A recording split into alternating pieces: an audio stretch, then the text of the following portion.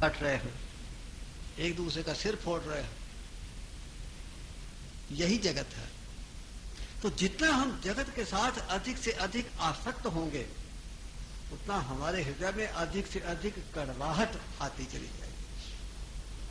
और जितना हमारे चित्त में जगत के प्रति वैराग्य का भाव होगा, उतना हम जगत से दूर हटते चले जाएंगे। जितना हम जगत से दूर हटेंगे, उतना हमारे हृदय के अंदर प्रभु का भाव, प्रभु का प्रेम अंतर से ही प्रकट होता चला जाएगा। अपने आप हृदय मधुर होगा। जब प्रभु का भाव हृदय में होगा, मधुरता आएगी। हृदय में मधुरता होगी तो हमारे सारे जीवन के अंदर मधुरता फैल जाएगी। जीवनता का मधुर मनोहर, मनोहर अर्थात उसका जीवन मन को हरने वाला सुंदर हो जाता है, क्योंकि हृदय में प्रभु का प्रेम का भाव होने के कारण उसके सारे कर्मों पर उसका प्रभाव पड़ता है। उसका उठना बैठना, बात करना, खाना पीना, व्यवहार करना, उस सब के ऊपर उसका प्रभाव पड़ता है। उस सब के अंदर मधुरता आ जाती है, सुंदरता आ जाती है। मनोहर अर्थात वो बात करता है तो दूसरों का मन हर लेता है। वो व्यवहार करता है तो उसके व्यवहार में इतनी मधुरता होती है कि दूसरे उसके ऊपर कहते हैं कि वाह, इसका क्या व्यवहार है। किंतु जगत इतनी जल्दी आपके व्यवहार को मान्यता देने वाला नहीं है। मान्यता देने से पहले वो आपको रगड़ा देता है। आप जब मधुर व्यवहार करते हो तो जगत उसको आपकी कमजोरी समझता है। आपके मन में कोई स्वार्थ होगा, इसलिए आप इतने विनम्र होकर के बात कर रहे हो।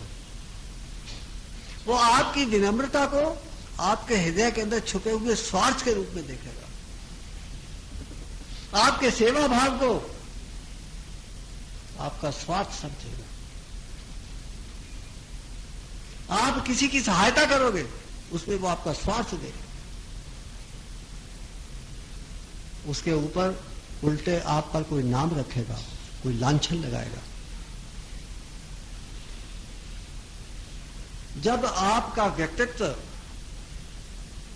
तप करके कुंदन की भांति चमक उठेगा, तब धीरे धीरे करके जगत आपके व्यवहार को, आपके व्यवहार की मधुरता को मान्यता प्रदान करेगा। तो इस जगत से मान्यता प्राप्त करने के लिए आपको जगत से मान्यता प्राप्त करने का भाव नहीं रखना। जगत अपने आप मान्यता देगा, किंतु कब देगा इसका कोई पता नहीं। वो रगड़ेगा, आपको खूब रगड़ेगा, फिर रगड़ेगा, और जब आप बिल्कुल खरे उतरोगे तब आपके व्यवहार को मान्यता देगा, तब आपकी मधुरता को स्वीकार करेगा। तीर्थ शिवोम हरे गुण, तीर्थ शिवोम करे गुण गायन, जीवनता का मधुर मनोहर, हरदम झूमत हरदम गावत। वो हर समय झूमता रहता है, अर्थात उसका मन हर समय आनंद के अंदर झूमता रहता है। इसका अर्थ ये नहीं कि उसका शरीर हर समय डोलता रहता है, झूमता रहता है। हरदम झूमत अर्थात उसका मन हर समय आनंद के अंदर झूमता रहता है, आनंद के अंदर आनंद भरा रहता है मन के अंदर। क्योंकि जगत का प्रभाव तो चित्त पर पड़ता ही नहीं। जगत के सुख दुख का, जगत के मान अपमान का, जगत की अनुकूलता प्रतिकूलता का उसके चित्त पर कोई प्रभाव नहीं पड़ता। अभी आपने गीता के 12वें अध्याय के श्लोकों का भक्ति के लक्षणों का वर्णन सुना, तो भी यही दिया गया है कि जिसका चित्त जगत से प्रभावित नहीं होता, जगत के घटनाक्रम जिसके चित्त को प्रभावित नहीं कर सकते, वही भक्त है। तो जिसके चित्त को जगत का घटनाक्रम प्रभावित नहीं करता, उसके मन के अंदर तो सदैव आनंद बना रहता है। तो हरदम झूमत अर्थात वो हर समय आनंद के अंदर मस्त रहता है, छका रहता है। हरदम गावत, इसका अर्थ ये नहीं है कि वो हर समय गाता ही रहता है। भाई कभी भोजन भी करेगा, कभी सोएगा भी, कभी इधर उधर आए जाएगा, कोई व्यवहार भी करेगा, तो हर समय गाता रहेगा तो किस तरह से काम चलेगा। तो हरदम गावत अर्थात उसके हर बात में, उसके हर काम में, उसके उठने बैठने में, उसके बात करने में, उसके व्यवहार में संगीत सी मधुरता होती है। वो किसी से बात करता है तो इतनी मीठी बात करता है कि जैसे गा रहा है, गा के बात कर रहा है। वो गाता नहीं, किंतु बात के अंदर इतनी मधुरता होती है, इतनी मिठास होती है कि वो दूसरे को ऐसा लगता है जैसे कि ये संगीत में बात कर रहा है। व्यवहार उसका इतना मीठा होता है कि जैसे कि वो संगीत के अंदर व्यवहार कर रहा है, गायन के अंदर व्यवहार कर रहा है, कीर्तन के अंदर व्यवहार कर रहा है। वास्तव में कीर्तन केवल बाजा तबला लेकर के और गाने का नाम कीर्तन नहीं है।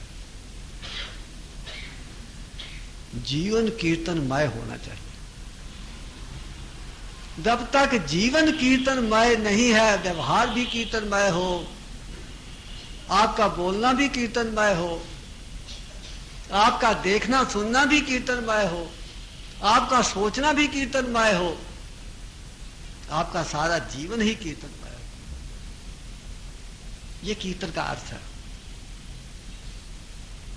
1 घंटा आधा घंटा बाजा तबला लेकर के और आपने भगवान के नाम का गुणगान कर दिया, कुछ कीर्तन कर दिया, और बाकी सारा दिन लोगों की जेबें काटते रहे या लोगों से लड़ते रहे, तो वो 1 घंटा कीर्तन किए का कोई अर्थ नहीं।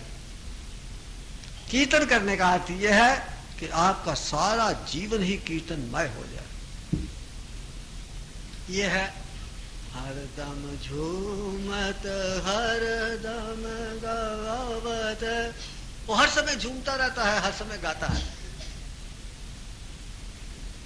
हरदम झूमत हरदम गावत, मग्न आनंदित भाव भक्ति से। उसका मन हर समय भक्ति भाव के आनंद में मगन रहता है। भक्ति भाव के आनंद में मगन रहता है, इसका अर्थ यह है कि उसको भक्ति की भावना नहीं करनी पड़ती। भक्ति भाव रूप में उसके अंतर से अपने आप प्रकट होती है। जो भक्ति की भावना की जाती है वो भक्ति के बाहर से संस्कार चित्त में संचय किए जाते हैं। जो प्रयत्न पूर्वक भक्ति की जाती है उस भक्ति के संस्कार चित्त में संचय होते हैं, वो भी अच्छा है। सामान्य संसारी जीवों के लिए वो अच्छी बात है।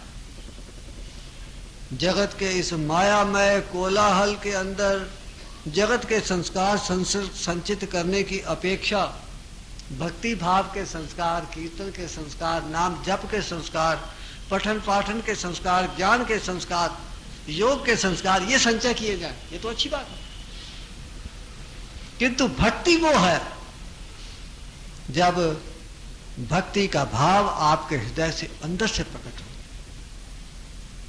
और आपके हृदय के अंदर से भक्ति का भाव तब प्रकट होगा जब बाहर के संस्कार आप चित्त के अंदर संचित करना बंद कर दोगे।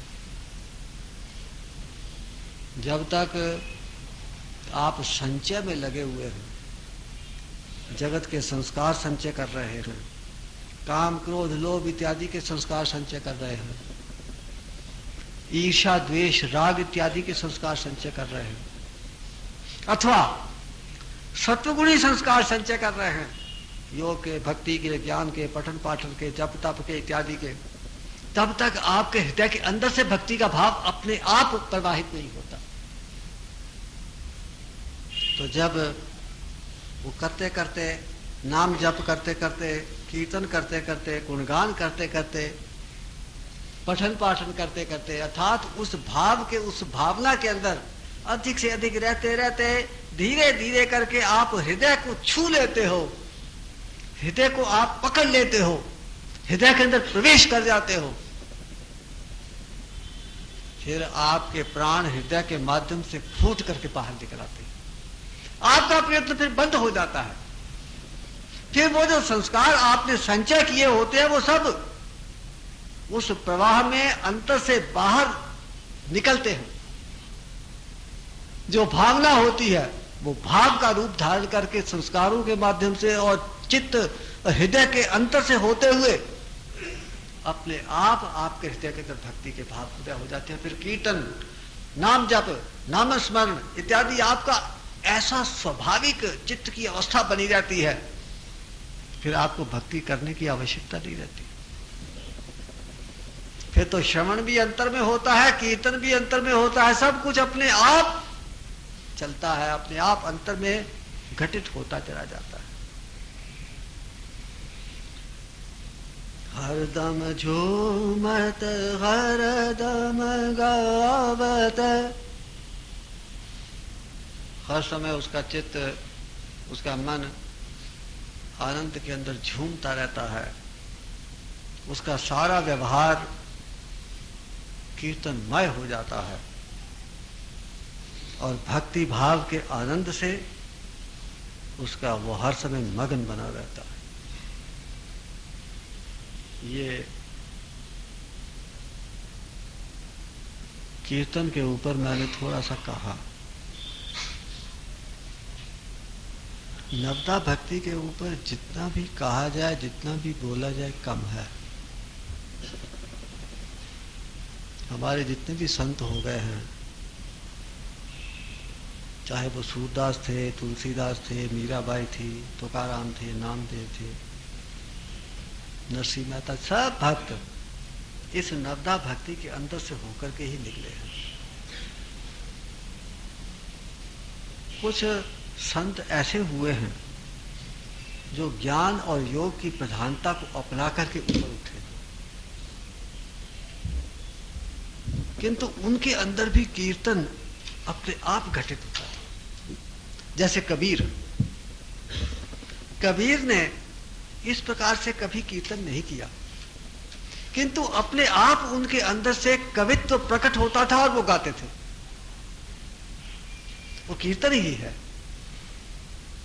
वो भगवान का नाम स्मरण करते थे और ऐसी बातें जो कि वो अपने आप को समझाना चाहते हैं, वो जगत के माध्यम से अपने आप को समझाते थे और अपने माध्यम से जगत को समझाते थे। कोई बात वो जगत को कहते थे किंतु वो समझाते अपने मन को थे, और कोई बात अपने आप को कहते थे किंतु वो वास्तव में समझाते जगत को थे। तो ये सब कीर्तन ही है। तो जितने भी संत हो गए हैं, चाहे वो भक्ति मार्ग के द्वारा आगे बढ़े हों, चाहे योग अथवा ज्ञान मार्ग के द्वारा आगे बढ़े हों, किंतु किसी ना किसी अवस्था में उनके अंतर कीर्तन अवश्य प्रकट हुआ है। उनके व्यवहार में, उनकी बोलचाल में, उनके देखने और समझने में कीर्तन का समावेश था, कीर्तन का प्रवेश था। आप लोग जितने यहाँ बैठे हैं, मेरी दृष्टि से तो आप सब भक्त हैं। मैं तो आप सबको भक्त की कोटि में गिनता हूं। आप जो भी हो, किंतु मेरे विचार में आप सब भक्त हैं। भगवान के प्रति आपके मन में लगाव है, अध्यात्म की ओर आप आगे बढ़ना चाहते हैं, अपना समय और पैसा नष्ट करके यहाँ पहुंचे हैं, और भी कहाँ कहाँ सत्संग के अंदर जाते होंगे। ये सब भक्त के लक्षण हैं। तो भक्ति की वो अवस्था यदि आपको अभी प्राप्त नहीं हुई, तो भी आप भक्ति पथ के ऊपर धीरे धीरे करके अग्रसर हो रहे हैं। इन सब बातों पर आप विचार करिए, इन बातों को समझिए और अपने जीवन को कीर्तनमय बनाने का प्रयत्न करिए। मधुरता लाइए, नाम जप करिए, नाम स्मरण करिए, नाम कीर्तन करिए। आप योग मार्ग पर चलते हैं तो चलते रहिए। कुछ समय के लिए 10-5 मिनट ही सही भगवान का नाम का गायन करना, वो आपके हृदय को छुएगा। जितना ज्ञान और योग हृदय को नहीं छू पाता, उतना कीर्तन आपके हृदय को स्पर्श करता है। और हृदय के खुले बिना अध्यात्म में गति नहीं होती। केवल बुद्धि से आप भगवान को प्राप्त नहीं कर सकते। ठीक है कि बुद्धि के द्वारा ज्ञान मार्ग की बड़ी बात की जाती है, ज्ञान मार्ग की बड़ी प्रशंसा की जाती है, बहुत ऊंचा उठाया जाता है, किंतु हमारे विचार के अंदर जब तक आपका हृदय नहीं खुलता तब तक आपको ज्ञान प्राप्त नहीं हो सकता। जब उद्धव जी गए गोपियों को समझाने कि क्या कृष्ण कृष्ण रट लगा रखी है, निर्गुण परब्रह्म का ध्यान करो, ऐ गोपिकाओ इस कृष्ण का पीछा छोड़ो, ये कृष्ण तो केवल एक शरीर है, उस शरीर के अंदर छुपा हुआ परब्रह्म और वही परब्रह्म आपके शरीर के अंदर भी है, उसका ध्यान करो, उस परब्रह्म को प्राप्त करो।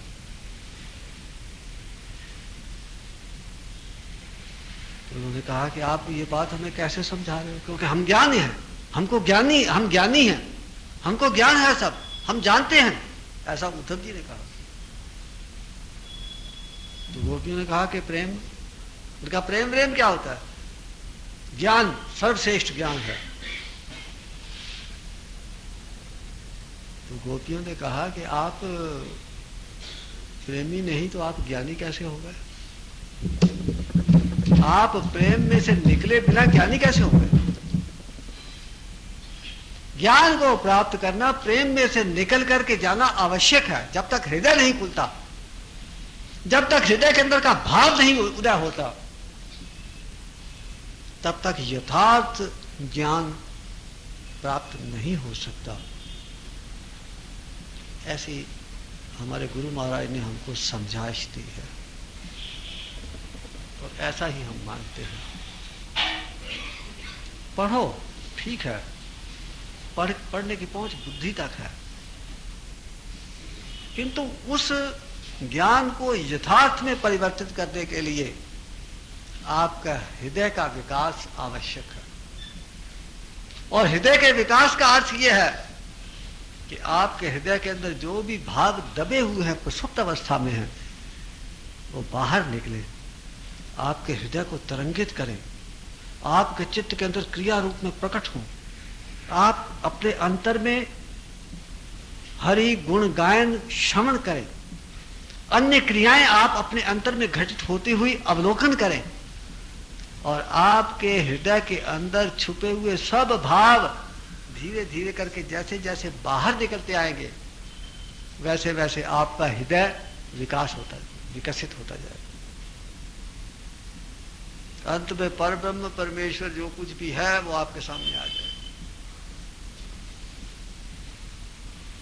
और इसके साथ ही अब आज का समय पूरा हो गया है। आज की बात को यही विराम देता हूँ। अगले सप्ताह जो अगला लक्षण है नवधा भक्ति का स्मरण, उसके ऊपर हम विचार करेंगे, चर्चा करेंगे। हरि ओम तत्सत। श्री गुरु महाराज की जय। नमः पार्वती पते हर हर महादेव।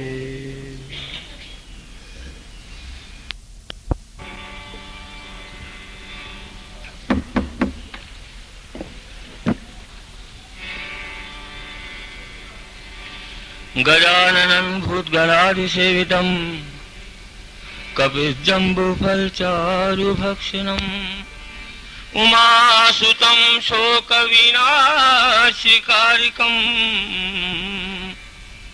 नमामि विघ्नेश्वरपादपङ्कजम्। सर्वमङ्गलमाङ्गल्ये शिवे सर्वार्थसाधिके शरण्ये त्र्यम्बिके गौरी नारायणी नमोस्तुते। नारायणं ऋषिकेशं गोविन्दं गरुडध्वजं वासुदेवं हरिकृष्णं केशवं प्रणमामि। गुरुर्ब्रह्मा गुरुर्विष्णु गुरुर्देवो महेश्वरा गुरुर्साक्षात् परं ब्रह्म तस्मै श्री गुरुवे नमः। बोल श्री सद्गुरुनाथ महाराज की। मेरी पत राखो गिरधारी प्रभु मैं हूँ शरण तिहारी। मेरी सबसे प्रार्थना है, सब बोले और हाथ से अगर ताली लगा सकते हैं प्रभु की कृपा तो ताली भी लगाएं। मेरी पत राखो गिरधारी प्रभु मैं हूँ शरण तिहारी।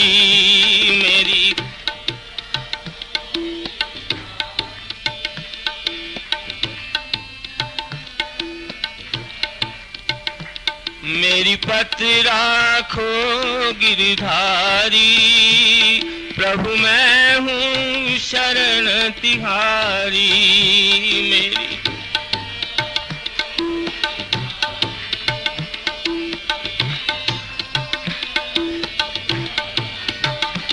प्रभु मैं हूँ शरण तिहारी।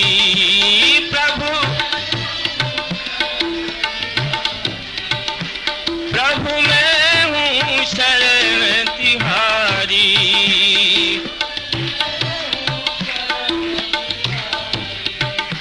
मेरी पत राखो गिरधारी प्रभु मैं हूँ शरण तिहारी।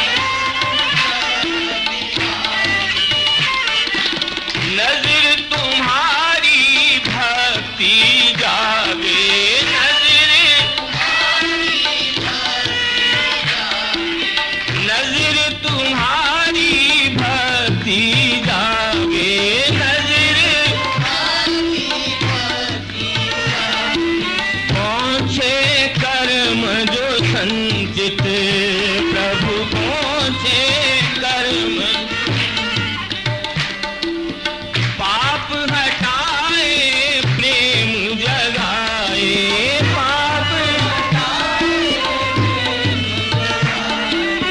पाप हटाए प्रेम जगाए, पाप मन है शरण तिहारी, प्रभु मन है, मेरी पत राखो गिरधारी, प्रभु मैं हूँ शरण तिहारी, मेरी पत राखो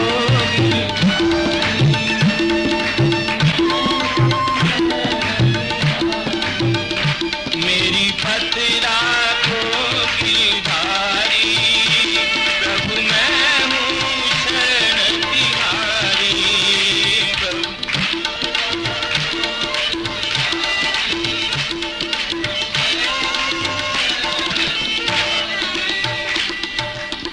मैं पापी मैं कुटिल घमंडी, मैं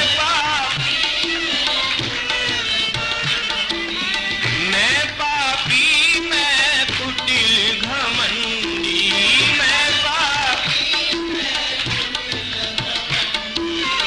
अभिमानी अधकर्मी, प्रभु अभिमानी, जैसे कैसे हूँ मैं प्रभु तेरा, जैसे पत राखो गिरधारी, मेरी पत राखो, मेरी पत राखो गिरधारी, प्रभु मैं हूँ शरण तिहारी, मेरी पत राखो,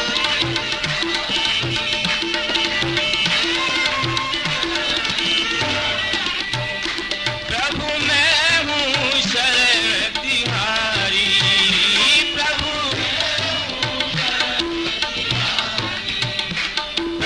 मैं हूँ शरण तिहारी, प्रभु मैं हूँ, प्रभु मैं हूँ शरण तिहारी,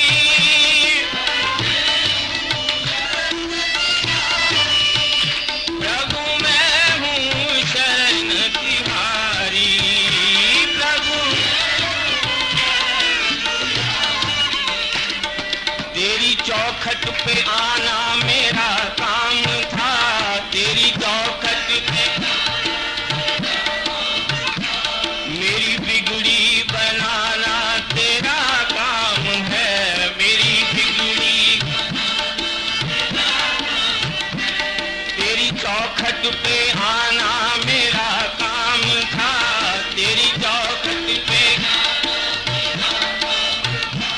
मेरी बिगड़ी बनाना तेरा काम है, मेरी बिगड़ी छोड़ दी कश्ती मैंने तेरे नाम पर, छोड़ दी कश्ती मैंने तेरे नाम पर, छोड़ दी कश्ती मैंने तेरे नाम पर, छोड़ दी,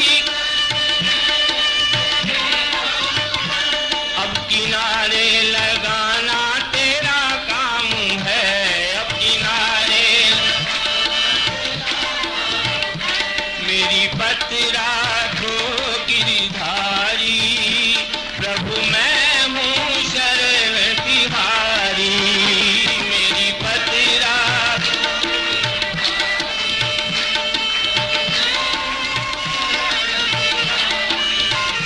मेरी पत राखो गिरधारी, प्रभु मैं हूँ शरण तिहारी,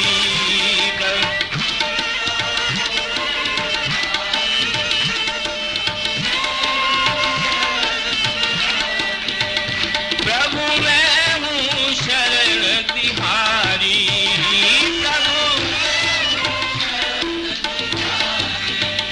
प्रभु मैं हूँ शरण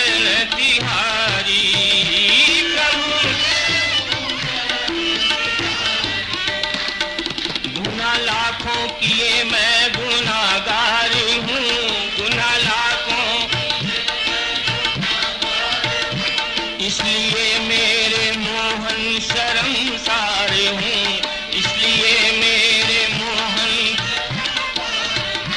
गुनाह लाखों किए मैं गुनाहगार हूँ, गुनाह लाखों इसलिए मेरे मोहन शर्मसार हूँ, इसलिए किस तरह कर सकूं मैं तेरी बंदगी, किस तरह कर सकूं मैं तेरी बंदगी, किस तरह कर ऐसी राह पे चलाना तेरा काम है, ऐसी राह पे मेरी पत्रा मेरी पत्रा को गिरधारी, प्रभु मैं हूँ शरण तिहारी,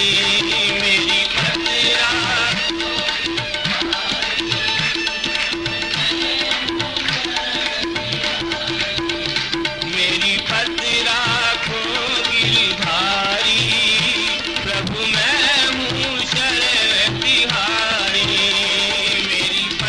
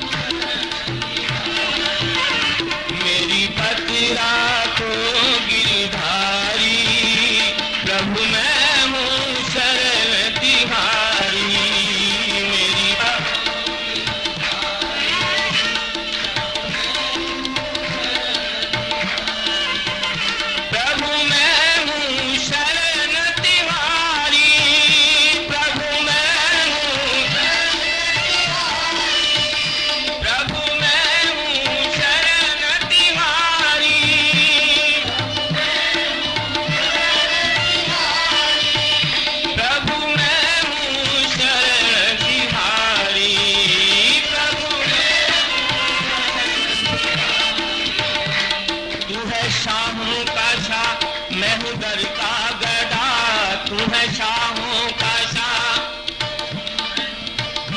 तू है शाहों का शाह, मैं हूँ दर का गदा, तू है शाहों का शाह, मैं हूँ दर।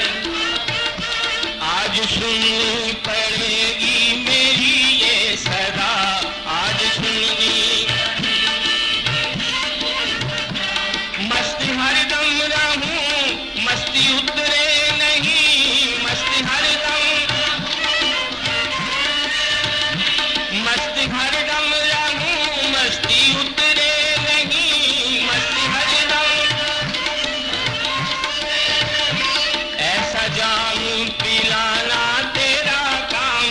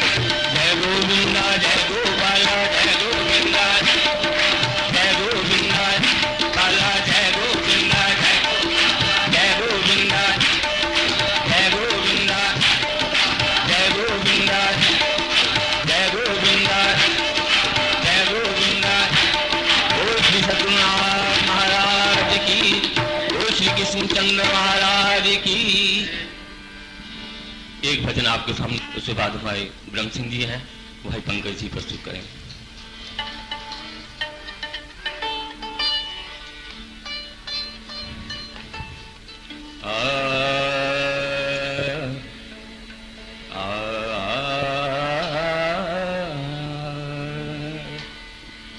मुझे तान सुना के वंशी की, मुझे तान सुना के वंशी की, बेसुध तू शाम बनाया क्यों, बेसुध तू शाम बनाया क्यों, मुझे तान सुना के बंसी की, मुझे तान सुना के बंसी की, बेसुध तू शाम बनाया क्यों, बेसुध तू शाम बनाया क्यों, जग से तो मुझे हटाए दिया, जग से तो मुझे हटाए दिया, मतवाली मुझे बनाया क्यों, मतवाली मुझे बनाया क्यों, मुझे तान सुना के बंसी की, मुझे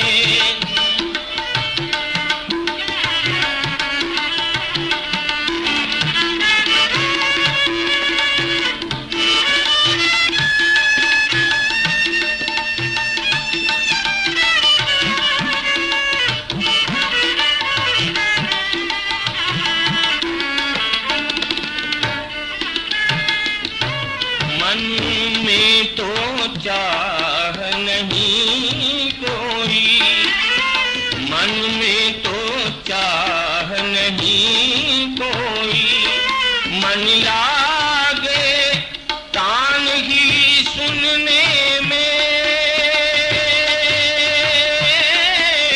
मन लागे तान ही सुनने में, दे तान सुना हर सुर में, दे तान सुनाई हर सुर में, ऐसा तुम मुझे बनाया क्यों, ऐसा तुम मुझे बनाया क्यों, मुझे तान सुना के बंसी की, मुझे तान सुना के बंसी की, बेसुध तू शाम बनाया क्यों, बेसुध तू शाम बनाया क्यों, मुझे तान सुना के बंसी की, मुझे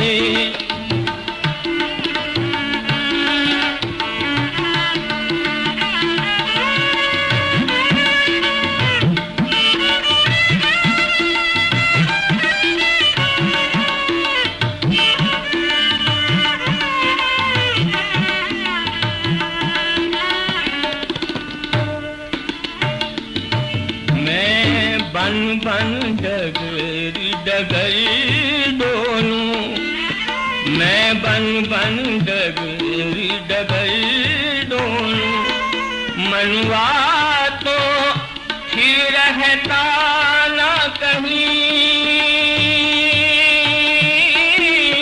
मनवा तो फिर रहता न कहीं, अब तान हिला बना मेरा, अब तान हिलाक्षी बना मेरा, मतवाली तान बनाया क्यों, मतवाली तान बनाया क्यों, मुझे तान सुना के बंसी की, मुझे मुझे तान सुना के, बंसी की बेसुध तू शाम बनाया क्यों मुझे तान सुना के, बंसी की